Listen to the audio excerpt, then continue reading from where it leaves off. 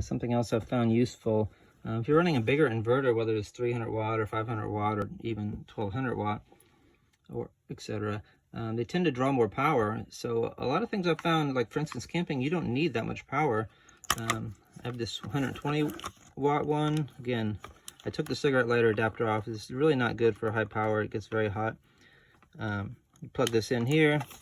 You have 120 watts and USB right here. You know, you can plug in your charger. You can plug in a light.